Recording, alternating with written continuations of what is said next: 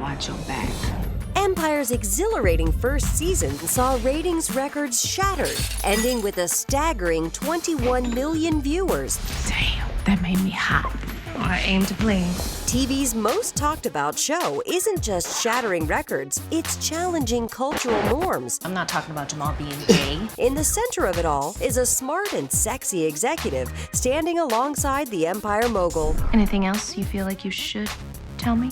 Beautiful baddie Anika Calhoun, played by newcomer Grace Gealey. If my father goes down for this, I will take everything down with him. Gealey's breathless success in Hollywood is a long way from her roots in the Cayman Islands, where she grew up climbing trees with her sister Faith and learning sign language to communicate with her two non-hearing parents. Now, this passionate actress is using her platform to advocate for the deaf community.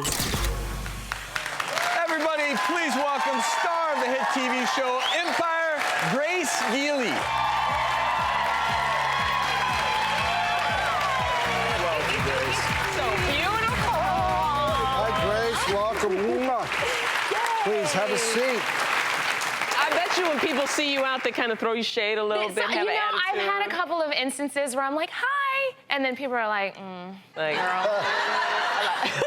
I'm an actor. It's not real. and you just seem so sweet in person. Oh, I mean, thank you. so the contrast between playing this character that's such a, kind of a villain. I guess we can call that. Yeah, call and you it that. took me a while to kind of find her too. It took me a while to develop this character, and I didn't really know what way I really wanted to go with her. So it's been kind of nice to see how it's developed over time. And I'm like, oh man, Sure. she's really different than what I am. Apparently, I'm the only one in America who hasn't watched Empire. Hey! Because, right, and so everyone in our meeting, Grace. For shame. So are you throwing shade at me now? For shame. All right, let's see the villainous get on him. Grace, I actually said that I'm going to He's gonna watch it on He's gonna demand. watch it. But hearing that you grew up with deaf parents, and this has obviously become a big cause for you, what was that like when you were young? You know, so many people have asked me that question, and it's so interesting because I don't know what it's like to be raised by hearing parents. Sure. So I can't be like, oh, well, you know what I mean? There's really nothing to compare it to.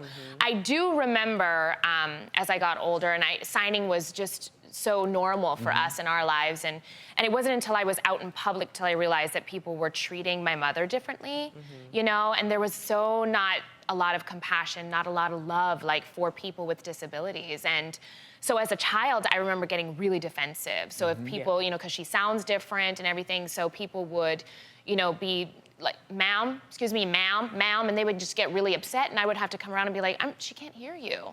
Were Right. both your parents born with hearing loss? My father was born with hearing loss. He was born completely deaf, and my mother lost her hearing around the age of 2. She As had a result of pneumonia.